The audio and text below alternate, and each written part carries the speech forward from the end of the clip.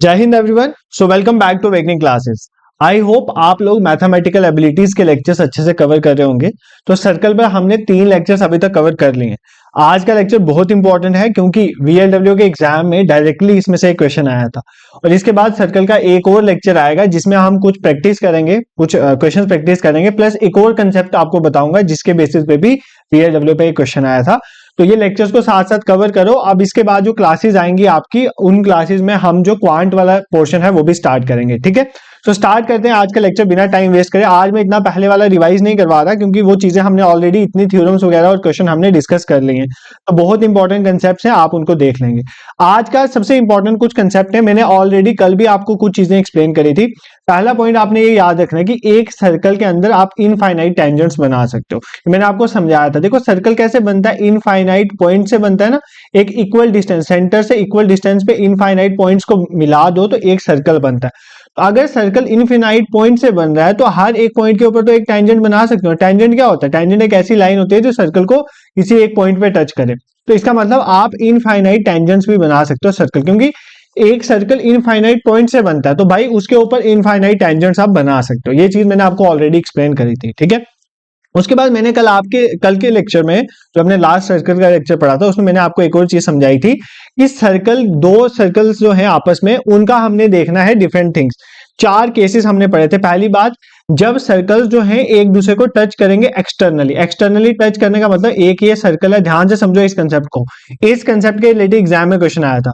तो एक सर्कल ये है और दूसरा सर्कल ये है, और ये दोनों सर्कल अगर आपस में एक दूसरे को एक पॉइंट में टच करें, इनको हम बोलेंगे कि सर्कल्स एक्सटर्नली टच कर रहे हैं। ठीक है, एक ये केस है। सेकंड केस है, दो सर्कल आपस में इंटरनली टच करें, मतलब जैसे फॉर एग्जांपल एक ये सर्कल है और दूसरा सर्कल देखो ये एक सर्कल उसके अंदर ही आ रहा है और ये आपस में यहाँ पे टच करेंगे एक पॉइंट पे। ठीक है, ऐसे बनाओ, यहाँ पर एक पॉइंट पे टच करें। इस केस को हम बोलेंगे कि when to circles touch each other internally. देखो जैसे ये एक सर्कल है और दूसरा ये बड़ा सर्कल जो है इसको टच कर रहा है इस पॉइंट में, तो हम इसको बोलेंगे two circles are touching internally. ठीक है, इंटरनली। और ये कौन सा केस था? एक्सटर्नली एक पॉइंट पे टच करें। यहां पर भी एक पॉइंट पे टच हो रहा है बट इंटरनली टच हो रहा है। ठीक है, तीसरा केस हमने पढ़ा था जब दो सर्कल आपस में टच ही नहीं कर रहे, तो वो ये केस आ जाता है, ये दोनों आपस में नहीं टच कर रहे। और एक और केस आएगा जब दो सर्कल्स आपस में इंटरसेक्ट करेंगे। देखो यहां पर एक पॉइंट पे टच नहीं कर रहा है, यहाँ पर एक को काट रहा है। देखो यहाँ पर ये पॉइंट पे भी टच है, पॉइंट ये वाला भी टच है, तो इसको बोलते हैं कि जब दो सर्कल्स आपस में क्या करें? इंटरसेक्ट करें। क्या करें? इंटरसेक्ट करें। तो ये वाला फिगर होगी। ठीक है, तो 4 तरह से सर्कल आपस में इंटरेक्ट कर सकते हैं। दो सर्कल आपस में कैसे कैसे इंटरेक्ट करेंगे? या तो एक्सटर्नली टच करेंगे, या इंटरनली टच करेंगे, या टच ही नहीं करेंगे, या एक दूसरे को इंटरसेक्ट करेंगे। ठीक है, अब इनके बेसिस में आपको इनकी कुछ ना कुछ प्रॉपर्टीज पढ़नी है जिन पे एग्जाम में क्वेश्चन आते हैं। देखो जब दो सर्कल, इस कंसेप्ट को ध्यान से समझ लेना प्लीज, अपनी फुल कंसंट्रेशन यहां पर देना क्योंकि इसमें से क्वेश्चन एग्जाम में आता है, गलती नहीं होनी चाहिए। देखो एक सर्कल मेरे पास ये है और दूसरा सर्कल मेरे पास ये है। ठीक है, ये जो सर्कल है इसका सेंटर मान लेते हैं O, इसका सेंटर मान लेते हैं O डैश। ठीक है, यहां से यहां तक इसका क्या आ गया? रेडियस R1, और यहां से यहां तक इसका रेडियस आ गया R2। ठीक है, जब भी दो सर्कल एक्सटर्नली टच करते हैं, अगर मुझे उनके सेंटर्स के बीच का डिस्टेंस निकालना है, मतलब ये पूरा डिस्टेंस निकालना है, मतलब ओ डैश निकालना है, तो मैं क्या करूंगा? इस R1 में इस R2 को ऐड कर दूंगा। तो जब भी दो, ध्यान से सुनो, जब भी दो सर्कल जो हैं वो आपस में एक्सटर्नली टच कर रहे हैं तो उनके बीच का डिस्टेंस, मतलब ओ डैश, इन दोनों के बीच का डिस्टेंस क्या होगा? इसका रेडियस प्लस इसका रेडियस। तो इस तरह से आपको पूरा उनके बीच का डिस्टेंस निकल जाएगा। ठीक है, पहला तो ये आपने कंसेप्ट समझा। दूसरा कंसेप्ट ये होता है कि देखो दो सर्कल आपस में टच कर रहे हैं तो हमने बताना है कि मैक्सिमम कॉमन टेंजेंट क्या है। मैक्सिमम कॉमन टेंजेंट मतलब क्या होगा? कॉमन टेंजेंट मतलब जो दोनों को टच करेगी। तो देखो ये एक टेंजेंट है, ध्यान से सुनना, ये एक टेंजेंट है, ये इस सर्कल को भी टच करिए एट पॉइंट ए और इस सर्कल को भी टच करिए एट पॉइंट बी, मतलब ये टेंजेंट जो है दोनों सर्कल पे कॉमन है, इसलिए हम इसको बोलेंगे कॉमन टेंजेंट। इसी तरह हम ये भी बना सकते हैं, ये भी एक टेंजेंट है, ये इस सर्कल को भी यहां टच करिए, इसको भी टच करिए, इसको भी टच करिए, ये भी कॉमन टेंजेंट है। और तीसरी टेंजेंट आ गई ये वाली, यहां पर टच करिए इस सर्कल को, यहां पर टच करिए इस सर्कल, मतलब ये भी एक कॉमन टेंजेंट है।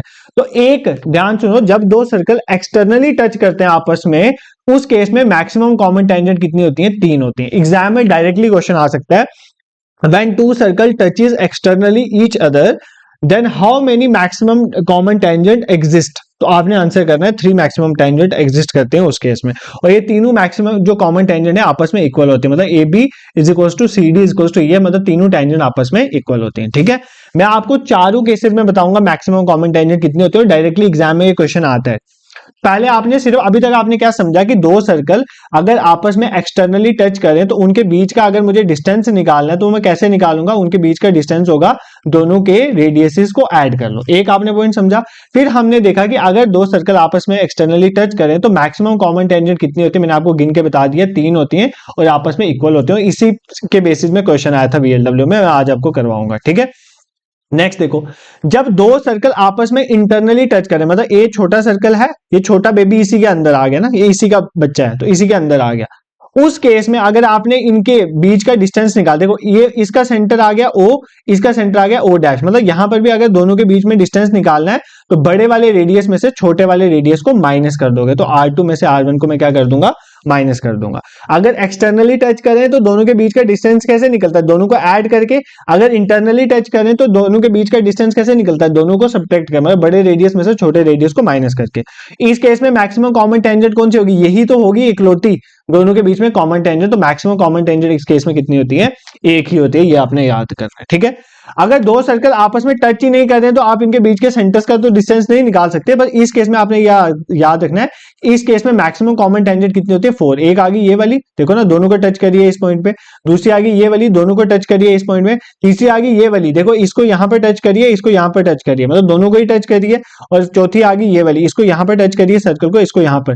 तो मतलब इस केस में जब दो सर्कल आपस में टच नहीं करते हैं तो मैक्सिमम कॉमन टेंजेंट कितनी होती है, 4 मैक्सिमम कॉमन टेंजेंट होती है इस केस में। ठीक है, और ये वाली जो टेंजेंट होती है ना सीधी वाली, इसको बोलते हैं डायरेक्ट कॉमन टेंजेंट। क्या बोलते हैं, डायरेक्ट कॉमन टेंजेंट। और ये जो आ रही है ना, इसको बोलते हैं हम ट्रांसवर्स कॉमन टेंजेंट। ठीक है, ट्रांसवर्स कॉमन टेंजेंट।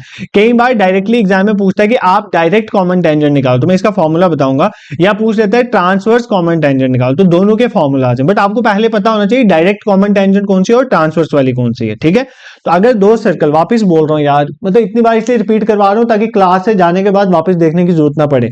अगर दो सर्कल आपस में टच नहीं करते हैं तो उस केस में मैक्सिमम कॉमन टेंजेंट कितनी होती है, 4 होती है। ठीक है, 4 होती हैं, और जो ये वाली होती है डायरेक्ट कॉमन टेंजेंट होती है और ये वाली ट्रांसवर्स कॉमन टेंजेंट होती है। इतना याद हो गया आपको। और अगर दो सर्कल आपस में इंटरसेक्ट कर रहे होते हैं तो उस केस में कितनी मैक्सिमम टेंजेंट होती है, 2 होती है। देखो एक ये बनेगी, एक ये बनेगी। ठीक है, एक ये वाली बनेगी, एक ये वाली बनेगी। इस केस में कितनी होती है, मैक्सिमम कॉमन टेंजेंट 2 होती है। ठीक है, दिस इज क्लियर। तो आपको ये सारा कंसेप्ट समझ आ गया। आपने 4 तरह की इंटरेक्शन पढ़ ली सर्कल में। अगर दो सर्कल आपस में एक्सटर्नली टच करते हैं तो उनके सेंटर्स का डिस्टेंस क्या होता है, उनके रेडियस को ऐड कर दो। पहला पॉइंट आपने ये सीखा। दूसरा आपने ये सीखा कि इनके बीच में मैक्सिमम कॉमन टेंजेंट 3 होती है।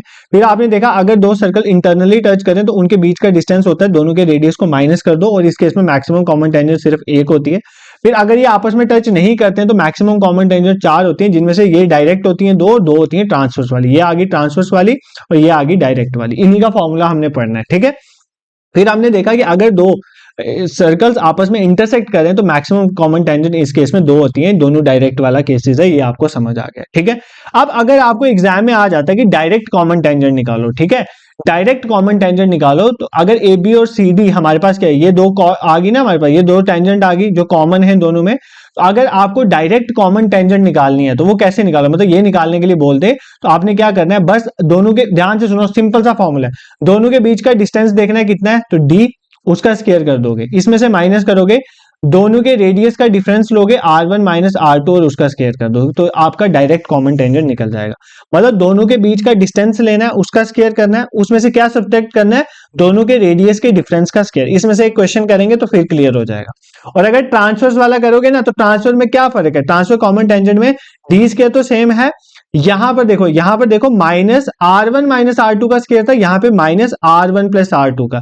तो डायरेक्ट निकालने के लिए आप दोनों के रेडियस को माइनस करोगे और ट्रांसफर निकालने के लिए दोनों के रेडियस को ऐड करोगे, बाकी फॉर्मूला सेम है। फॉर्मूला क्या है, अंडर रूट जो इन दोनों के ओरिजिन के बीच का डिस्टेंस है उसका square minus R1 minus R2 का स्क्वायर। ये किस केस में है, डायरेक्ट कॉमन टेंजेंट में। और अगर आपको ट्रांसवर्स कॉमन टेंजेंट निकालनी है तो आप कैसे निकालोगे, अंडर रूट दोनों के डिस्टेंस का square minus R1 plus R2 का होल स्क्वायर। ठीक है, दिस इज क्लियर। तो ऐसे आपने क्वेश्चन करना है।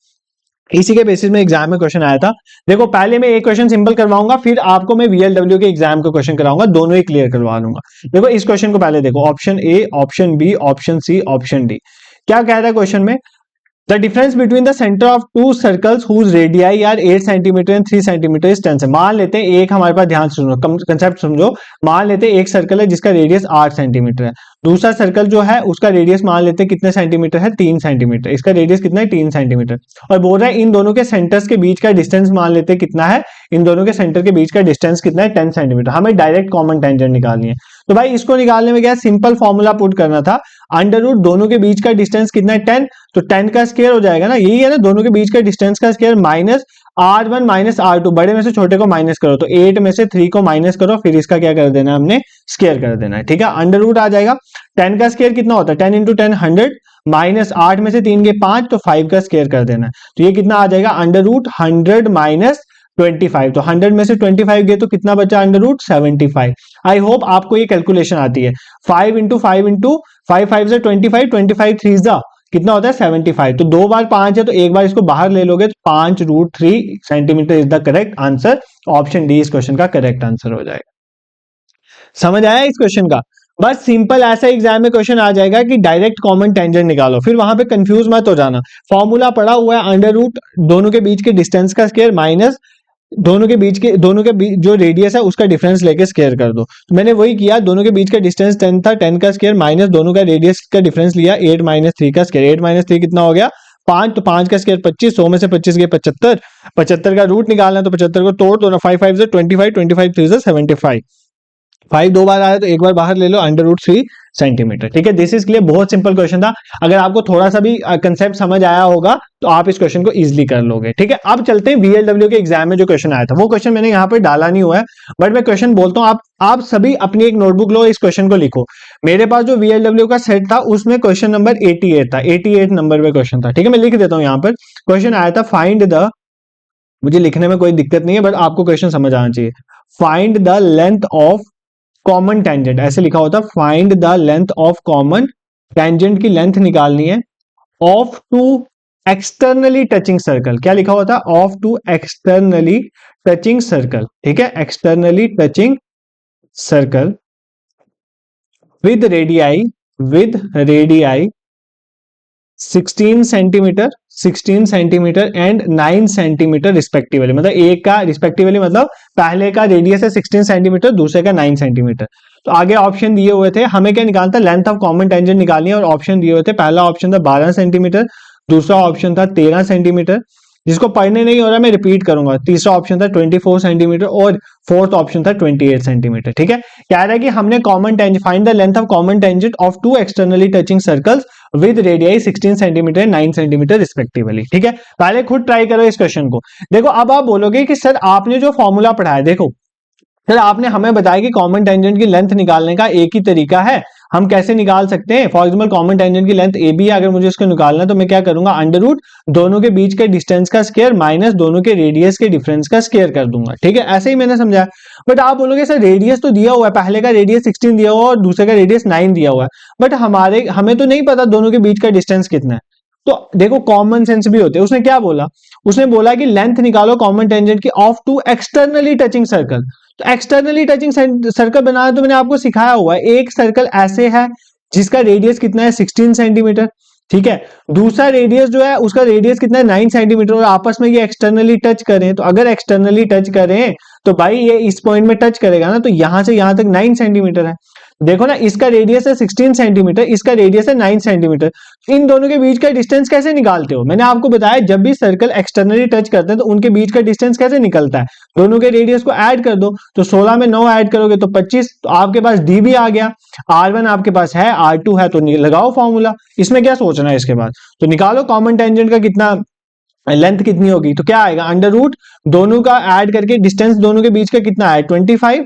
ध्यान से देखो इस क्वेश्चन को, अब निकलना चाहिए 25 माइनस पहले का रेडियस कितना है 16, R1 माइनस R2 होता है, माइनस दूसरे का रेडियस कितना है 9, इसका स्क्वायर, तो अंडर रूट आ जाएगा 25 का स्क्वायर कितना होता है 625, माइनस 16 में से 9 गए कितने बचे 7, 7 का स्क्वायर तो कितना आ गया 625 माइनस 7 का स्क्वायर कितना होता है सर 49, यही होता है ना। आप निकालो 625 में से 49 को माइनस कर दो, 9 6 15 हो गए, तो ये कितना आया 576। तो अंडर रूट 576 किसका रूट क्या होता है 24 होता है ना, क्योंकि 24 को 24 से मल्टीप्लाई करो तो 576 आता है। इस क्वेश्चन का आंसर ऑप्शन सी 24 सेंटीमीटर था। ठीक है, क्या मुश्किल थी इस क्वेश्चन में? अगर आपको डायरेक्ट कॉमन टेंजेंट निकालना बताया हुआ है under root D square minus R1 minus R2 square, आपको रेडियस दोनों दिए हुए थे, आपने डिस्टेंस निकालना था दोनों का, वो मैंने आपको फॉर्मूला बताया हुआ है। अगर एक्सटर्नली टच करें तो दोनों के रेडियस को ऐड कर दो। अगर आपको फॉर्मूला नहीं भी आता तभी, अगर एक ये सर्कल है दूसरा ये सर्कल है, यहां से यहां तक अगर 16 है, यहां से यहां तक 9 है, तो भाई यहां से यहां तक तो इन दोनों को ऐड करके ही आएगा ना 25। तो फॉर्मूला में पुट करो, तो कॉमन टेंजेंट कितनी आ गई अंडर रूट डी स्केयर मतलब 25 का स्केयर माइनस पहले का रेडियस दैट इज 16 माइनस 9 का स्केयर, तो 625 माइनस 7 का स्केयर तो 49, तो 625 में से 49 गई दैट इज 576, इसका रूट करेंगे 24 इज द करेक्ट आंसर। बहुत सिंपल क्वेश्चन था, आई होप आपको निकालना आ गया होगा। ठीक है, तो ये आपका VLW का क्वेश्चन निकल गया। ठीक है, एक और क्वेश्चन आया हुआ है सर्कल्स का, वो एक कंसेप्ट पढ़ाऊंगा उसके बाद बता दूंगा। लेकिन एक चीज और आपने याद रखनी है, इस क्वेश्चन को आप एक और तरह से याद कर सकते हो। देखो मैं आपको रटाने के लिए, ऐसे तो आपको रटने की जरूरत नहीं है, ये भी कोई मेथड मुश्किल नहीं है, बिल्कुल सिंपल सा मेथड है, ऐसे भी कर सकते हो। बट अगर कभी भी पेपर में ऐसा क्वेश्चन आ जाए कि अगर कॉमन टेंजेंट की लेंथ निकालो एक्सटर्नली टचिंग सर्कल के लिए, तो आप डायरेक्टली भी निकाल सकते हो। तो डायरेक्ट फॉर्मूला होता है twice under root R1 R2, इससे भी आपका आंसर निकल जाएगा। ट्वाइस अंडर रूट मतलब रूट के अंदर बाहर लेना है 2, रूट के अंदर लेना R1 इंटू R2। तो R देखो सिंपल, इससे सॉल्व करो। R1 कितना दिया हुआ है 16, ठीक है, R2 कितना दिया हुआ है 9, ठीक है, ऐसे भी आप कर सकते हो। 2 आ जाएगा बाहर, तो 16 का रूट करोगे तो क्या आएगा 4, क्योंकि 4 का स्क्वायर 16 होता है, और 9 का रूट करोगे तो क्या आएगा 3, क्योंकि 3 का स्क्वायर 9 होता है। इसको मल्टीप्लाई कर दो, 4 3 12, 12 2 24, तो 24 सेंटीमीटर, यहां से भी आंसर निकल गया। ये मैंने आपको एक डायरेक्ट फॉर्मूला बताया, इसको रट लो। बट ये केस तभी चलेगा जब दो सर्कल एक्सटर्नली टच करेंगे, ये बात याद कर लेना। ये एक्सटर्नली टचिंग के लिए केस है twice under root R1 R2, तो ऐसे भी याद कर सकते थे, बट मैंने आपको जब कंसेप्ट समझाया हुआ तो उस तरह के जैसा मर्जी क्वेश्चन आ जाए आप अंडर रूट निकालो। आपने क्या करना है, दोनों के बीच का डिस्टेंस लेना है। अब डिस्टेंस वेरी करेगा ना, अगर इंटरनली टच कर रहे हो, अगर एक्सटर्नली की जगह इंटरनली बोला होता तो आप डिस्टेंस R2 माइनस R1 करते, बड़े में से छोटे के रेडियस को माइनस करते, फिर डिस्टेंस निकलता। बट यहाँ पर एक्सटर्नली टच था, तो दोनों के बीच का डिस्टेंस दोनों के रेडियस को ऐड करके निकलेगा। ये चीज तो आपको समझ आ गया है, इसमें कुछ इतना बताने वाला नहीं है। ठीक है, दिस इज क्लियर। तो आई होप आपका, अगर ये क्वेश्चन आपने ये कंसेप्ट समझा होगा, तो VLW के टाइम पे भी पढ़ाया गया था, तो बच्चे ने ये वाला क्वेश्चन तो जरूर करेक्ट किया होगा। ठीक है, अब ऐसे क्वेश्चन घर पे आपने प्रैक्टिस करने हैं। अब आप बोलोगे कि सर आप देखो, एक दो क्वेश्चन में और प्रैक्टिस करवाऊंगा कल के सेशन में, मैंने प्रैक्टिस, इसके बाद जो एक सेशन होगा सर्कल्स पे, उसमें मैंने प्रैक्टिस ही करवाने हैं क्वेश्चन। बट आपको भी अपने एंड पे और जगह से भी प्रैक्टिस करनी है। कुछ क्वेश्चन सर्च करा करोगे सर्कल्स पे, SSC के एग्जाम में कौन से क्वेश्चन आए, तो उनको प्रैक्टिस कर लो, तो वहीं से आपका कंसेप्ट जो है वो बिल्ड होगा। ठीक है, अब नेक्स्ट कंसेप्ट क्या, एक तो ये कंसेप्ट है, यहां से क्वेश्चन आते हैं। अब नेक्स्ट कंसेप्ट समझो, ये इससे डायरेक्टली एग्जाम में कई बार क्वेश्चन पूछ लेता है। कहता है अगर दो सर्कल हैं उनका रेडियस सेम है, याद कर लो, अगर दो सर्कल हैं उनका रेडियस सेम है और अगर वो आपस में इंटरसेक्ट करते हैं, तो उनके बीच में जो कॉमन कॉर्ड बनेगी ना, ये दोनों के बीच में जो कॉमन कॉर्ड है, देखो दोनों में आ रही है, ये इस सर्कल में भी आ रही है कॉर्ड और इस सर्कल में, इसको बोलते हैं कॉमन कॉर्ड। तो ये जो कॉमन कॉर्ड होगी, अगर इसकी लेंथ निकालने के लिए बोले, मतलब इसका मैं नाम दे देता हूँ कॉर्ड का AB, इसका लेंथ निकालने का तरीका है अंडर रूट कर दो सीधा 3R, क्या करो अंडर रूट 3R कर दो, तो आपका आंसर आ जाएगा। ठीक है, सिंपल है, इसमें कुछ इतना सोचने वाला नहीं है। कि जब भी ध्यान से सुनो, जब भी हमारे पास दो सर्कल है उनका रेडियस सेम है, आज जितना यहां पर है उतना यहां पर, दोनों का रेडियस जो अगर सेम है, उनके बीच में अगर दोनों इंटरसेक्ट कर रहे हो, जो कॉमन कॉर्ड होगी उसको निकालने का तरीका क्या होगा, under root 3R, under root 3R करोगे तो आपका आंसर निकल जाएगा। ठीक है, इसके बेसिस में एक आधा क्वेश्चन प्रैक्टिस कर लेना। कुछ नहीं है यार, जब भी पेपर में आए कि अगर दो सर्कल है और आपस में बोले कि दो सर्कल का रेडियस सेम है और आपस में इंटरसेक्ट करें, उनके बीच में जो कॉमन कॉर्ड आती है उसकी लेंथ निकालने का तरीका क्या, अंडर रूट 3R, बस इतना याद करना है, तो क्वेश्चन आपका निकल जाएगा। ठीक है, नेक्स्ट देखो, this is most important point. ठीक है, this is the most important theorem, इसके बेसिस में मैक्सिमम क्वेश्चन आने की प्रोबेबिलिटी है, और इस कंसेप्ट को भी कई बार डायरेक्टली एग्जाम में पूछ लिया जाता है। क्या कंसेप्ट है ये, कहता है क्वाड्रिलेटर। क्वाड्रिलेटर क्या होता है, 4 साइडेड फिगर। देखो जैसे ट्राइंगल के सभी एंगल्स का सम 180 डिग्री होता है ना, इसी तरह क्वाड्रिलेटर के सभी एंगल का सम 360 होता है। इतना आपको पता है, आप इतना तो पढ़ के आए हो ना कि ट्राइंगल के एंगल सम प्रॉपर्टी क्या बोलती है, इसके सभी एंगल का सम कितना होता है 180, और क्वाड्रिलेटर की प्रॉपर्टी बोलती है एंगल सम प्रॉपर्टी है क्वाड्रिलेटरल के सभी एंगल का सम कितना होता है 360 डिग्री, इतना आपको पता है। अब ये क्या कहता है कि अगर एक क्वाड्रिलेटरल है ABCD, नाम दे देता हूं मैं इस क्वाड्रिलेटरल का ABCD, मैंने इसका नामकरण संस्कार कर दिया, ठीक है, मतलब नाम रख दिया ABCD। और एक क्वाड्रिलेटरल है ABCD इज कॉल्ड साइक्लिक, इसको साइक्लिक कब बोलेंगे, अगर सारी इसकी कोने जो है वर्टिसेस मतलब कोने लाई करेंगे सर्कल। देखो इस क्वाड्रिलेटर के चारों कोने जो हैं ये सर्कल के ऊपर लाई कर रहे हैं, ठीक है, देखो एक कोना ये आ गया, दूसरा कोना ये भी सर्कल पे लाई कर रहा है, तीसरा कोना ये भी सर्कल पे लाई कर रहा है और चौथा कोना ये भी सर्कल। और ऐसी जो क्वाड्रिलेटर बनती है जिसके चारों कोने सर्कल के ऊपर लाई करते हैं, इसका को क्या बोलते हैं, साइक्लिक क्वाड्रिलेटर। अब आपको साइक्लिक क्वाड्रिलेटर समझ आ गया ना। अब साइक्लिक क्वाड्रिलेटर की प्रॉपर्टी सुनो।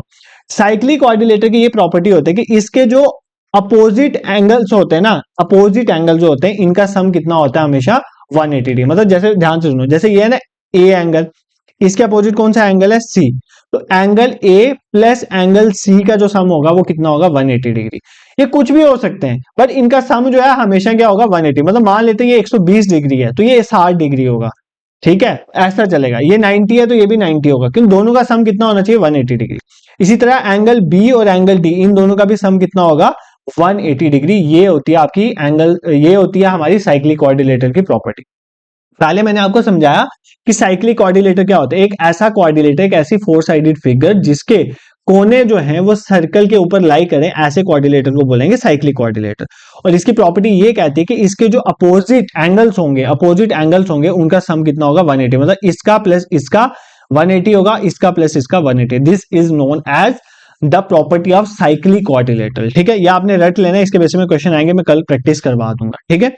अब एक क्वेश्चन ना मैं आपको यहां पर पढ़ाऊंगा, देखता हूं कि आपको कितना दिमाग चल रहा है। आपको ये मैंने ऑलरेडी कंसेप्ट पढ़ाया हुआ है, इस क्वेश्चन को देखो, आंसर तो मैं इसका निकाल के आपको बता दूंगा, बहुत सिंपल है, 2 सेकंड में निकल जाता है इसका आंसर। बट मैं आपको टेस्ट कर रहा हूं कि आप जो पढ़ रहे हो पीछे वो आपके दिमाग में चल भी रहा है कि नहीं चल रहा है। ये मैंने आपको पूरा कंसेप्ट समझाया हुआ है। मेरा आंसर करने से पहले आपके दिमाग में आंसर आ जाना चाहिए, तभी फायदा है, अदरवाइज कोई फायदा नहीं यार पढ़ाने का। मैंने देखा है ना, कोई फायदा नहीं। पहले दिन वीडियो लाई तो मुझे लगता है 2500 के करीब बच्चे थे, दूसरी वीडियो में 1500 पहुंच गए, तीसरी में 1000 पहुंच गए और चौथी में आज तो मुझे और भी कम उम्मीद है आपसे। देखो मुझे ऐसा लग नहीं रहा कि मैं दिन ब दिन कम पढ़ाता जा रहा हूँ, मतलब ऐसे अपने पढ़ाने में तो कसर मैंने छोड़ी नहीं कोई, पता नहीं आपके एंड पे क्यों, या तो मुझे लगता है पेपर जब पास आएगा तभी पढ़ने का इरादा है। चलो एनी हो, जो पढ़ रहे हो वो अच्छे से पढ़ो। तो वो कह रहा है कि in figure A B and C are 3 points on a circle, A B C 3 point है, एक पॉइंट ए ये है, बी ये है, सी ये है, ठीक है। On a circle with centre D, D नहीं माना हुआ है हमने, ओ सेंटर माना हुआ, विद सेंटर ओ, ठीक है, यहां तक हमने समझ लिया। Such that angle BOC is equal to 30 degree, मतलब ये वाला एंगल जो है हमारा बीओसी कितना दिया हुआ है, 30 डिग्री, और एंगल एओबी कितना दिया हुआ है, 60 डिग्री। ये वाला एंगल कितना है, 60 डिग्री, ठीक है। इतना तो आपको समझ आ गया कि हमारा एंगल एओबी जो है वो 60 डिग्री है और एंगल बीओसी हमारा कितना है, 30 डिग्री है, ठीक है। अब क्या पूछ रहा है ये तो हमें पता चल गया। If D is a point on the circle, D कोई पॉइंट है सर्कल के ऊपर, देन आर्क एबीसी, ये जो आर्क है एबीसी, फाइंड एंगल एडीसी, हमें ये वाला एंगल निकालना है।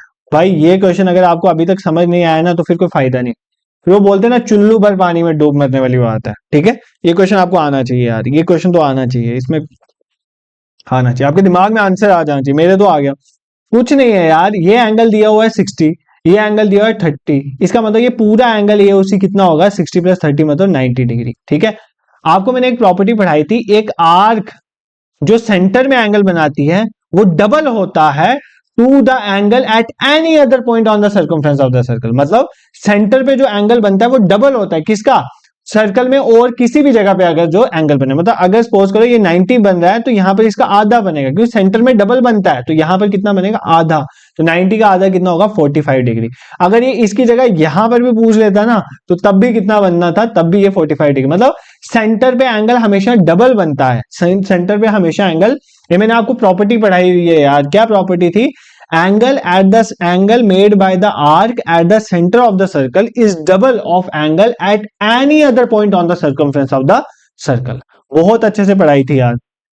हाँ दिखाओ प्रूफ, प्रूफ प्रूफ, सर जनता प्रूफ चाहती है, जनता प्रूफ चाहती है, जनता को प्रूफ दिखा दिया मैंने, ठीक है। देखो angle made by an arc on the centre of centre is double the angle made by the same arc on the circumference of the circle. तो अगर कहीं पर थीटा बना रही है तो इसका डबल जो है सेंटर पे बनाएगी 2 थीटा। अब हमें इस केस में 90 सेंटर का पता था, तो भाई यहां पर इसका आधा बनेगा, तो 90 का आधा 45। तो कुछ बच्चों ने जल्दी जल्दी में 180 कर दिया होगा, अगर ऑप्शन में है, पता नहीं ऑप्शन में 180 था कि नहीं था, वैसे डालना चाहिए था और फिर आपको होमवर्क देना चाहिए था, ठीक है। तो बाकी आई होप आपको ये समझ आ गया होगा क्वेश्चन। इसके बाद कुछ क्वेश्चंस हैं जो हम कल के लेक्चर में प्रैक्टिस करेंगे। देखो मैं ये क्वेश्चन करवा देता, बट मुझे क्या करना है, इन क्वेश्चन के साथ एक दो कंसेप्ट और ऐड करने हैं अभी जो इंपॉर्टेंट है एग्जाम के लिए, उनको हम कवर करेंगे। एक बार जो आज किया उसको रिवाइज कर लेते हैं, ठीक है। और एक इंपॉर्टेंट चीज, अगर अभी तक आप ये लेक्चर देख रहे हो और अगर आपको पसंद आ रहा है ये initiative, you can support us bye subscribing और यूट्यूब चैनल, और शेयर भी करो यार बाकियों के साथ, ताकि जो हमारी इतनी मेहनत है वो कहीं तक पहुंचे, ठीक है। तो पहला हमने ये पढ़ा कि एक सर्कल के अंदर आप इनफाइनाइट टेंजेंट्स बना सकते हो। दूसरा हमने पढ़ा कि अगर दो सर्कल एक्सटर्नली टच करें तो उनके बीच का डिस्टेंस दोनों के रेडियस को ऐड कर दो और 3 मैक्सिमम कॉमन टेंजेंट होती हैं। फिर अगर इंटरनली टच करें दोनों के बीच का डिस्टेंस दोनों के रेडियस को सब्ट्रैक्ट कर दो और 1 होती है इस केस में। और अगर दो सर्कल टच नहीं करें तो मैक्सिमम 4 कॉमन टेंजेंट होती हैं। अगर इंटरसेक्ट करें तो मैक्सिमम 2 कॉमन टेंजेंट होते हैं। और डायरेक्ट कॉमन टेंजेंट निकालने का तरीका क्या, अंडर रूट दोनों के बीच का डिस्टेंस का स्क्वायर माइनस दोनों के रेडियस के डिफरेंस का स्क्वायर, ठीक है।